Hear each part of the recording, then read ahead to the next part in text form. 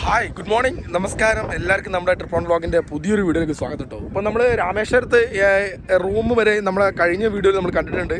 അപ്പോൾ next day morning നമ്മൾ എഴുന്നേറ്റിട്ട് ഒരു ഹൈഡിങ് പ്ലേസ് ധനുഷ്കോടിയിലേക്ക് പോകുന്ന വഴി ഏകദേശം രാമേശ്വരം സിറ്റിയിൽ നിന്ന് ഏകദേശം ഒരു 5 കിലോമീറ്റർ നമ്മൾ വന്നു കഴിഞ്ഞ് ഹൈവേയിൽ ധനുഷ്കോടിയിലേക്ക് പോകുന്ന ഹൈവേയിൽ നമ്മുടെ ലെഫ്റ്റ് സൈഡ് കട്ട് ചെയ്ത് കഴിഞ്ഞാൽ ഒരു ഐലൻഡ് പോലൊരു സ്ഥലമുണ്ട്. ഇവിടേക്ക് മാത്രം അവിടെ ഒരു ക്ഷേത്രമുണ്ട്, പുരാതന ക്ഷേത്രമാണ്. അപ്പം അത് കാണാൻ വേണ്ടി വന്നതാണ്. അപ്പം ഓൾറെഡി എല്ലാവരും ഒരുപാട് ടൂറിസ്റ്റുകൾ കാണാത്ത ഒരു ഹൈഡിങ് പ്ലേസ് ആയ ഈ ഒരു സ്ഥലത്ത് നമ്മൾ വന്നിട്ട് കേട്ടോ. ഇതാ എൻ്റെ ബാക്കിൽ കാണുന്നതാണ് ക്ഷേത്രം, ഒരു ഐലൻഡിലാണ് ക്ഷേത്രം. അപ്പം നമ്മൾ ഈ കാണുന്ന റോഡിൽ ഇങ്ങനെ നമ്മളിങ്ങനെ വരണം. എന്തായാലും നമുക്ക് ബാക്കി ക്ഷേത്രത്തെ വിശേഷങ്ങളൊക്കെ അവിടെ പോയിട്ട് നമ്മളിങ്ങനെ വരികയാണെങ്കിൽ അവിടെ പാർക്കിംഗ് സൗകര്യങ്ങളൊക്കെ ഉണ്ട് കേട്ടോ. അവിടെ ജസ്റ്റ് ഇവിടേക്ക് ഈ ക്ഷേത്രത്തിലേക്ക് വരാനുള്ള ഒരു റോഡാണിത്. അവിടെ ചെറിയൊരു പാർക്കിങ്ങും സംഭവങ്ങളൊക്കെ ഉണ്ട്. ക്ഷേത്രം കണ്ടിട്ട് നമുക്ക് ഒരു പഴയ ക്ഷേത്രം പോലെ തോന്നും, ഒരുപാട് പുരാതന ക്ഷേത്രം പോലെ തോന്നും കേട്ടോ. ആണോ, ഈ ക്ഷേത്രത്തിൻ്റെ പേരാണ് കോദണ്ഡരാമർ ക്ഷേത്രം എന്ന് പറയുന്നത് കേട്ടോ. ഈ ക്ഷേത്രത്തിൻ്റെ ഐതിഹ്യം എന്ന് പറഞ്ഞു കഴിഞ്ഞാൽ ശ്രീരാമൻ ശ്രീലങ്കയിൽ പോയി രാവണനെ വധിച്ച ശേഷം രാവണൻ്റെ സഹോദരനെ ശ്രീലങ്കയുടെ രാജാവാക്കി വാഴ്ത്തി ഇവിടെ വെച്ചിട്ടാണ്, അങ്ങനെ ആ രാജാവായിട്ട് ഇവിടെ വെച്ചിട്ടാണ് ആ രാവണൻ്റെ അനിയനെ രാജാവാക്കിയത്. ആ ഒരു ഐതിഹ്യപ്രകാരമുള്ള ക്ഷേത്രമാണത്. അപ്പോൾ ഇവിടെ ശ്രീരാമനും സീതനൊക്കെ പ്രതിഷ്ഠയുള്ള ക്ഷേത്രമാണ് ഇവിടെ. ആ ഒരു പ്രത്യേകതയാണ് ഈ ഒരു കോദണ്ഡരാമ ടെമ്പിളിൻ്റെ ക്ഷേത്രം. അപ്പോൾ ഇത് തീർച്ചയായിട്ടും നിങ്ങൾ ഈ ധനുഷ്കോടി പോകുന്ന വഴിയാണ് ഈ ഒരു ക്ഷേത്രം ഉള്ളത്. ഒരു ഐലൻഡ് പോലുള്ള ഇത് ഇവിടേക്ക് പ്രത്യേക റോഡൊക്കെ ഇട്ടിട്ടാണുള്ളത്. അപ്പോൾ തീർച്ചയായിട്ടും ആ പോകുന്ന വഴി ഇത് വന്ന് നിങ്ങൾക്കൊന്ന് കാണാം. ആ ദൂരെ കാണുന്ന ആ ഒരു മണലിട്ട പ്രദേശം കണ്ടില്ലേ, അതാണ് രാമസേതു. ഇവിടുന്നാണ് രാമസേതു സ്റ്റാർട്ട് ചെയ്യുന്നത് കേട്ടോ. ഇവിടുന്ന് സ്റ്റാർട്ട് ചെയ്തിട്ടാണ് നേരെ ഇങ്ങനെ പോയി കടലിലേക്ക് പോയിട്ട് ധനുഷ്കോടി വരെ പോകുന്നത് കേട്ടോ. അവിടേക്ക് ഇങ്ങനെ കടലിൻ്റെ അടിയിലേക്ക് പോകുന്നതാണ്. ഈ ക്ഷേത്രത്തിൽ വന്നു കഴിഞ്ഞാൽ നമുക്ക് മറ്റൊരു മനോഹരമായ ഒരു കാഴ്ചയോടെ കാണാം കേട്ടോ. 10 രൂപ ടിക്കറ്റ് എടുത്ത് ഈ ക്ഷേത്രത്തിൻ്റെ തൊട്ട് മുൻഭാഗത്ത് ഇതുപോലെ ഒരു ടെൻറ്റ് പോലെ അടിച്ചിട്ടുണ്ട്. അപ്പം ഞങ്ങളവിടെ പോയി. എന്താണ് ടെൻറ്റ് ഞങ്ങൾക്കറിയാതെ ഞങ്ങളവിടെ പോയപ്പം ഇതുപോലെ കുറച്ച് ഭാഗം കടലിലെ വെള്ളം കണ്ടു. കടലക്കൂറെ കുറച്ച് ഭാഗത്തേക്ക് അങ്ങോട്ട് ഇറങ്ങി പോകുമ്പോൾ നമ്മുടെ കിണറിൻ്റെ റിങ് ഇട്ട പോലെ 2 സംഭവങ്ങളുണ്ട്. അപ്പോഴാണ് മനസ്സിലായത് അതിൽ എന്താ സംഭവം എന്ന് വെച്ചാൽ പാറക്കല്ല്, ഉരുളൻ വെള്ള കളറുള്ള പാറക്കല്ല് വെള്ളത്തിൽ പൊന്തി കിടക്കുന്നു. അപ്പോൾ എന്താണ് ഐതിഹ്യം നമുക്കറിയില്ലല്ലോ, എന്താ സംഭവം നമ്മൾ ചോദിക്കണ്ടേ. ഞാനും കുട്ടികളും എല്ലാവരും എല്ലാവരും കല്ലെടുത്തിട്ട് വെള്ളത്തിലിട്ട് നോക്കി, വെള്ളത്തിലിട്ട് നോക്കി. പക്ഷേ ആ പാറ താഴേക്ക് പോകുന്നതല്ല, വെള്ളത്തിന് മുകളിൽ പൊന്തി കിടക്കുന്നു. ശരിക്കും അതൊരു നമ്മൾ ഈ കടലിലൊക്കെ ഐലൻഡിലൊക്കെ കാണുന്ന ഒരു വെയിറ്റ് ഇല്ലാത്ത ആ ഒരു കല്ല് പോലെ രൂപം ഇങ്ങനെ കണ്ടു. അത് ഹോളൊക്കെ ആയിട്ട്, അതുകൊണ്ടായിരിക്കും ചിലപ്പോൾ അത് വെള്ളത്തിൽ പൊന്തി കിടക്കുന്നത് തോന്നി.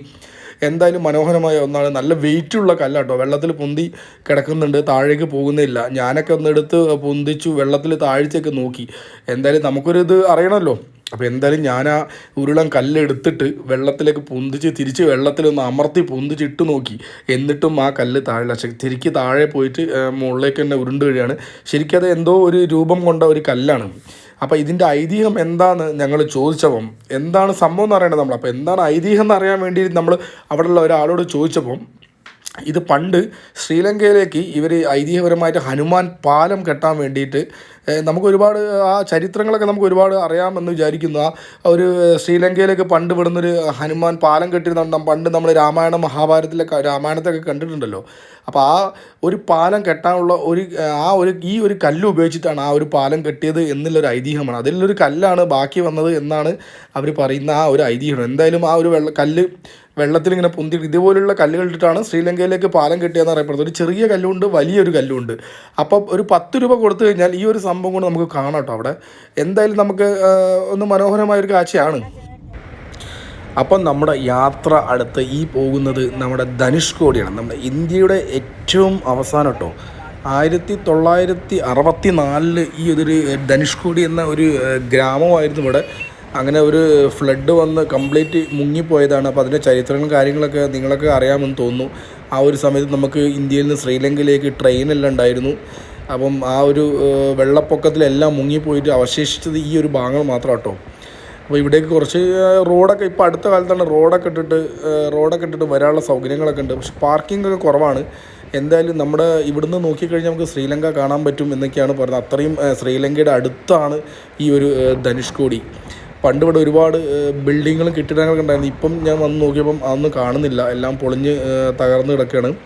ഈ ഒരു ഭാഗം മാത്രം അതിൻ്റെ അവസാനത്തിലേക്ക് ഒരു റൗണ്ട് പോലെ കെട്ടി ഇങ്ങനെ വെച്ചിട്ടുണ്ട്.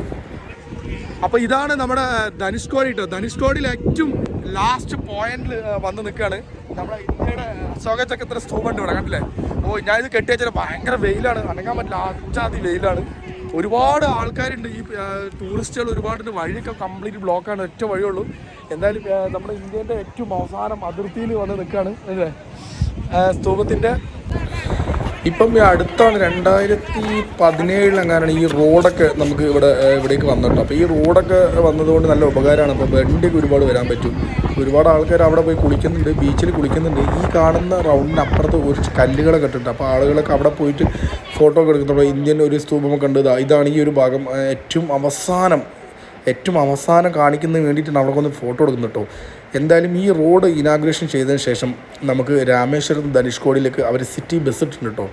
Bus number 2. അപ്പം നമുക്ക് രാമേശ്വരം വണ്ടിയൊന്നും ഇല്ലാതെ വരുന്ന ആളുകൾക്ക് ഓട്ടോ മറ്റ് കാര്യങ്ങളൊക്കെ ഉപയോഗിക്കേണ്ടി വരും. ഒരുപാട് പൈസയാണ് ഓട്ടോയ്ക്ക്. അപ്പോൾ ഈ ബസ് അവിടുന്ന് സിറ്റി ബസ് ഇവിടുന്ന് വരുന്നുണ്ട്. ഏകദേശം ഈ നമ്മുടെ ധനുഷ്കോടിയുടെ ലാസ്റ്റ് പോയിന്റിൽ വന്നിട്ട് തിരിഞ്ഞിങ്ങനെ പോകും. പിന്നെ 100 രൂപ കൊടുക്കുകയാണെങ്കിൽ നല്ല അടിപൊളിയായിട്ട് നമ്മൾ ആ സ്തൂപത്തിന് അവിടെ നിന്ന് ഒരു ഫാമിലി ഫോട്ടോ എടുത്തിരും. ഒന്നും നോക്കില്ല, ഞാനും 100 രൂപ കൊടുത്തിട്ട് നമ്മുടെ ഫാമിലിയുടെ കൂടെ ഒരു നല്ല അടിപൊളി ഫോട്ടോ അങ്ങോട്ട് എടുത്തിട്ടോ.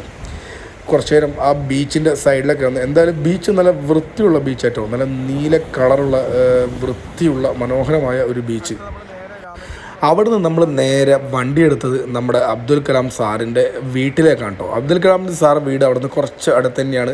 പക്ഷേ ഒരു ഞെരുങ്ങിയ റോഡാണ്, പാർക്കിംഗ് ഒക്കെ വളരെ ബുദ്ധിമുട്ടാണ്.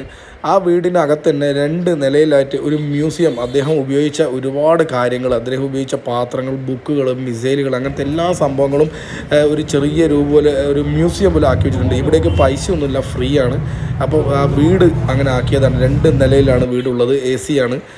അപ്പം ഈ ഒരു കാഴ്ചയോടെ നമുക്ക് അവിടെ നിന്ന് കാണാൻ പറ്റും അബ്ദുൽ കലാം സാർ താമസിച്ച ആ ഒരു വീടും. അത് കഴിഞ്ഞ് നമ്മൾ നേരെ പോയത് അബ്ദുൽ കലാം സാർ മ്യൂസിയമാണ്. ഇത് നമ്മുടെ പ്രൈം മിനിസ്റ്റർ ഇപ്പോൾ അടുത്ത കാലത്താണ് അത് ഉദ്ഘാടനം എല്ലാം കഴിഞ്ഞത് കേട്ടോ. ഇത് നല്ലൊരു മനോഹരമായ ഒരു മ്യൂസിയമാണ്. ഇവിടെ നമുക്ക് വാക്സ് മ്യൂസിയം എന്നറിയപ്പെടുന്നത് ഒരുപാട് അബ്ദുൽ കലാം സാറിൻ്റെ തന്നെ മെഴുക് പ്രതിമകളും മറ്റുള്ളവരുടെ പ്രതിമകളൊക്കെ ഉണ്ട്. ഇവിടെയും നമുക്ക് ടിക്കറ്റും മറ്റ് കാര്യങ്ങളൊന്നുമില്ല. ഇതും കുറച്ചൊരു നല്ല കാണേണ്ട മനോഹരമായ സംഭവമാണ്. ബീച്ച് നിങ്ങളെ ഇൻട്രൊഡ്യൂസ് ചെയ്യട്ടോ. രാമേശ്വരം നമ്മുടെ പാമ്പമ്പാലം കഴിഞ്ഞ് ഏകദേശം ഒരു 20 കിലോമീറ്റർ, ഒരു 20-25 കിലോമീറ്റർ വന്നു കഴിഞ്ഞാൽ റൈറ്റ് സൈഡ് അരിയമ്മൻ ബീച്ച് എന്നൊരു സ്ഥലം കേട്ടോ. അരിയമ്മൻ ബീച്ച് റോട്ടിൽ നിന്ന് ഹൈവേന്ന് ജസ്റ്റ് 1.5 കിലോമീറ്റർ കൊണ്ട് വരണം. ഒരു അടിപൊളി ബീച്ച് കേട്ടോ. ഇത് ഞങ്ങൾ ജസ്റ്റ് വരുമ്പം ഒരാൾ ഞങ്ങളോട് പറഞ്ഞാണ്, അങ്ങനെ ഞങ്ങൾ തേടി കണ്ടുപിടിച്ച് വന്ന കേട്ടോ. ബീച്ച് എന്ന് പറഞ്ഞാൽ വണ്ടർഫുൾ ബീച്ചാണ്. ഇനി അതിൽ വിശേഷങ്ങൾ കാണിച്ചു തരാം. കംപ്ലീറ്റ് നമ്മുടെ കാറ്റാടി മരമാണ്. കാറ്റാടി മരം കൊണ്ട് ഇവിടേക്ക് വരുന്ന ഈ ഒരു ഭാഗം തന്നെ പനമരം കൊണ്ട്, പനമരമാണ് എല്ലായിടത്തും, പനമരം കൊണ്ട് കളിയാണ്. എന്തായാലും ഈ കാറ്റാടി മരക്ക് ഇഷ്ടപ്പെട്ടു. ഒരുപാട് കാറ്റാടി മരം, അത് നടുവിലാണ് നമ്മുടെ പാർക്കിംഗ് ഉള്ളത്. ടൂറിസ്റ്റ് ഏരിയ ആണെന്ന് ചോദിച്ചാൽ ടൂറിസ്റ്റ് ഏരിയ തന്നെയാണ്. ചെറിയ ചെറിയ കടകളും മറ്റു കാര്യങ്ങളൊക്കെ ഉണ്ട്. പക്ഷെ എല്ലാവരും അത്ര പെട്ടെന്ന് കൊണ്ട് ഹൈവേന്ന് ഇങ്ങോട്ട് വരുന്നതിനെ കൊണ്ട് അത്ര ശ്രദ്ധിക്കില്ല എന്ന് തോന്നുന്നു കേട്ടോ. എന്നാലും നമുക്ക് അകത്തോട്ട് പോയി നോക്കാം. നമ്മൾ പോകുന്നത് അടിപൊളി പനിയാരൊക്കെ നമുക്ക് കിട്ടും കേട്ടോ. കണ്ടോ ഈ പാട്ടി പനിയാരം ഉണ്ടാക്കുന്നില്ലേ ഇവിടെ പാട്ടാ. ഇതാണ് നമ്മുടെ ബീച്ചിൻ്റെ എൻട്രൻസ് കേട്ടോ. മനോഹരമായ ഒരു എൻട്രൻസ് ആണ്. കണ്ടില്ലേ?